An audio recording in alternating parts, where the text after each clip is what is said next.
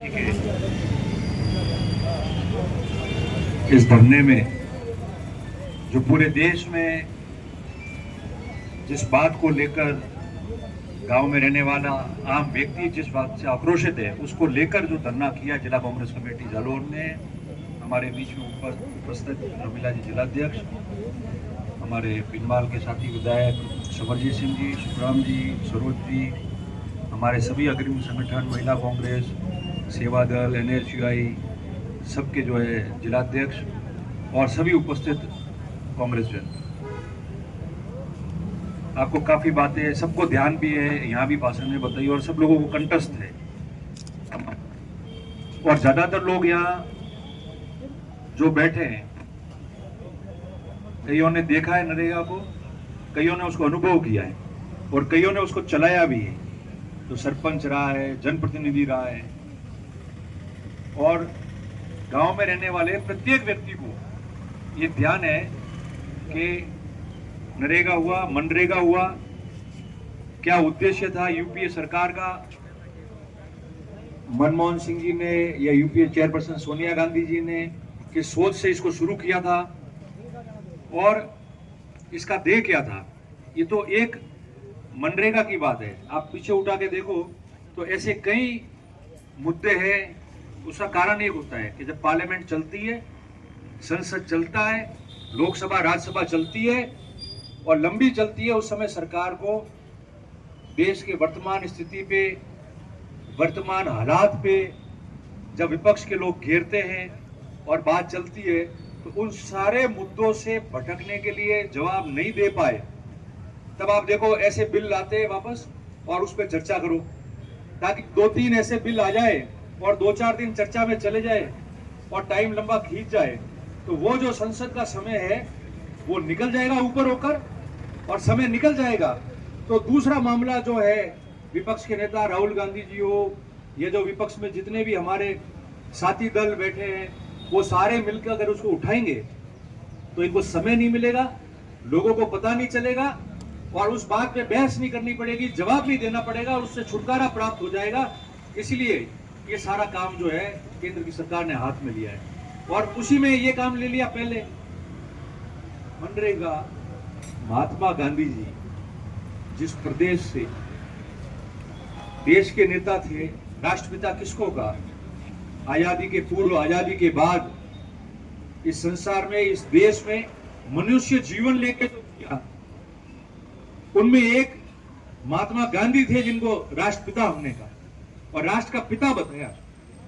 और राष्ट्रपिता के नाते इस देश में, इस देश के संचालित सभी सरकारी कार्यालय में वो प्रशासनिक अधिकारी बैठता हो, वो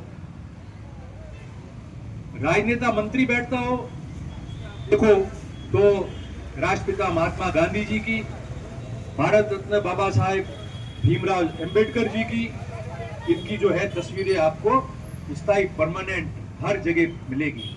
उसका एक संदेश था, क्योंकि संविधान जिसने बनाया उसको इस देश के प्रत्येक पीढ़ी ने सीखना, समझना, अनुभव करना, उसका लाभ लेना और उसके सहारे जीना और अपने अधिकारों को प्राप्त करना और उस महापुरुष को प्रत्येक व्यक्ति याद करे और उनके आदर्शों पे, इस राष्ट्रपिता महात्मा गांधी जी के आदर्शों पे, बाबा साहेब भीमराव के अंबेडकर जी के आदर्शों पे ये देश और कानून और व्यवस्था और संचालन चलता रहे और जो लोग आवे उनको आदर्श मानकर, उनको देखकर पीढ़ी अनुभव लेता रहे, इसलिए लगाई है, स्टोरी लगाई है। और आप जिस प्रदेश से सर्वोच्च पद पर जो बैठे हैं देश में, सारे प्रधानमंत्री जी की खुद गुजरात के मुख्यमंत्री रहे, वहां से उनकी जन्मभूमि, राष्ट्रपिता बने महात्मा गांधी जी ने सबके साथ संघर्ष किया, आजादी हुई, पर मूलतः जमीन और स्थान वहां से, उस प्रदेश से। और हम लोग मान सम्मान देने के लिए रखा, क्योंकि बापू के जो आदर्श थे और वो चाहते थे कि लाभ प्रत्येक व्यक्ति ले। उनका कहना था कि समाज का प्रत्येक व्यक्ति है, उसको लाभान्वित होना चाहिए, उसको लाभ लेना चाहिए। तब जाके वो नेहरू जी के नाम बदल दिए, कई जगह उनके बदल दिए, सब बातों पे विरोध हुआ है, मगर आज महात्मा गांधी जी की बात खत्म करके, नाम खत्म करके आपने रखा है, तो मैं समझता हूं कि कुछ पीछे बाकी रहता नहीं है बोलने के लिए। देश किस दिशा में जाएगा और लोग क्या सीखेंगे, पीछे वाली सरकारें आएगी, पीढ़ियां आएगी, क्या सीखेगी? तो इसका प्रत्येक उस पे होता है। और मनरेगा तो लाया इसीलिए था। और यूपीए की सरकार आई, मनरेगा शुरू किया।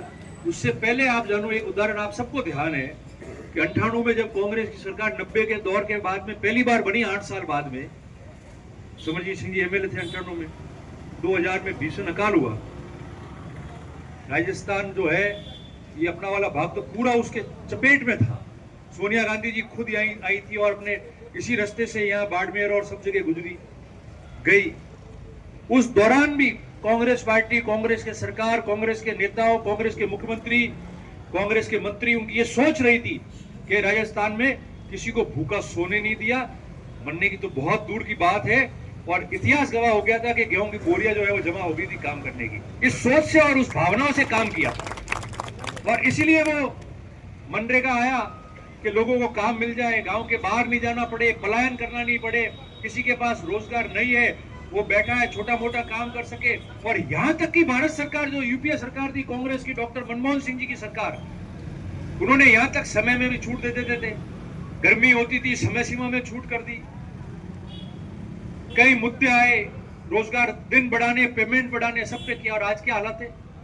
कल मैं सुन रहा था बाड़मेर के हमारे सांसद को लोकसभा में, उन्होंने पूरा वर्णन करके बाड़मेर में कितना बकाया है, पेमेंट अभी नहीं जा रहा है, उसके बारे में उन्होंने, आप सुनना कि इतना पेमेंट तो हमारे यहाँ बकाया है। ऐसे मैंने अलग अलग सांसदों को सुना हुआ। तो जो भी बात चल रही थी, पूर्व वक्ता सब कह रहे थे कि पेमेंट कम करने, काम कम हो जाएगा, देना नहीं है, गोली से मारो या धीमी गति का जहर देके खत्म करो। कार्रवाई वो चल रही है कि धीरे धीरे करके इसको जो है पैसा नहीं आएगा, काम ज्यादा खोलेंगे नहीं, लेबर कम हो जाएंगे, फिर कह देंगे योजना मृत हो रही है, इसका रिस्पांस नहीं आ रहा है, इसका काम नहीं हो रहा है, इसलिए इसको घटा दो, दिन घटा दो, पेमेंट घटा दो और उसके बाद में बिल्कुल फ्री। और कभी इतिहास में रह जाएगा कि ये था मनरेगा और हम लोग देखते थे। तो हम सब मिलकर, हम सबका ज्ञापन तो दे ही रहे, मगर सबका बहुत मजबूत विरोध है कि देश चलाना है तो आपकी जो अच्छी नीति है, सिद्धांत है, उस पर चलाओ, काम अच्छा करो, रिजल्ट लाओ, रिजल्ट दो लोगों को।